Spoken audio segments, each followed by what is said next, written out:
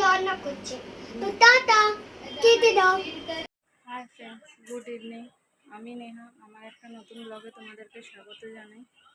আজকে বিকেল এখন 5টা বাজে। আজকে আমি এখন ব্লগটা স্টার্ট করছি। সারাদিন খুব ব্যস্ত ছিলাম, তাই ব্লগটা স্টার্ট করতে পারিনি। তোমরা দেখতে থাকো ব্লগটা। ছেলের জন্য দুধ গরম করছি। ছেলে ঘুম থেকে উঠে পড়েছে, ছেলে দুধ খাবে এবার। ছেলেকে ঘুম থেকে ডাকছি, ছেলে উঠবে, উঠে আবার শুয়ে পড়বে। দেখো, ছেলের উঠতে ইচ্ছা করছে না।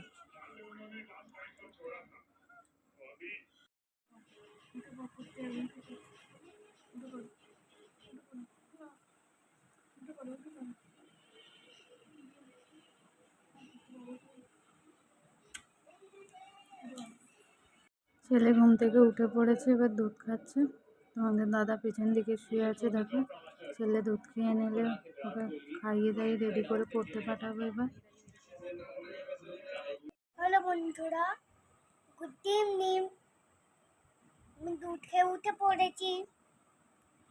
এবার আমি গ্লুকন-ডি খাবো আর এবার পড়তে যাবো। ছেলেকে রেডি করে এনেছি পড়তে পাঠাবো বলে। কিছুদিন ধরেই আমার শরীরটা ভালো না, তাই ডেলি ব্লগ দিতে পারছি না, রিলসও করতে পারছি না।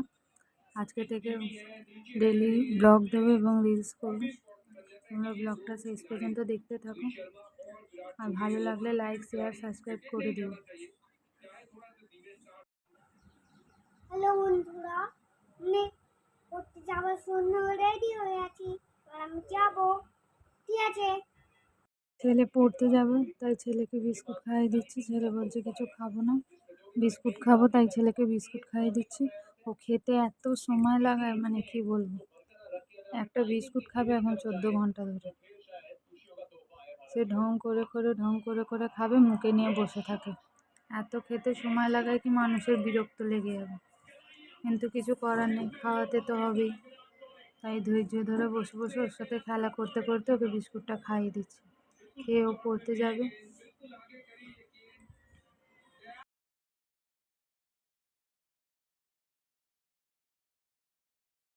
বাবু পড়তে যাওয়ার জন্য রেডি হয়ে গেছে, এবার ওকে পড়তে দিয়ে আসবে। দেখো, রেডি হয়ে গেছে। চলো যাই, ওকে পড়তে দিয়ে আসি।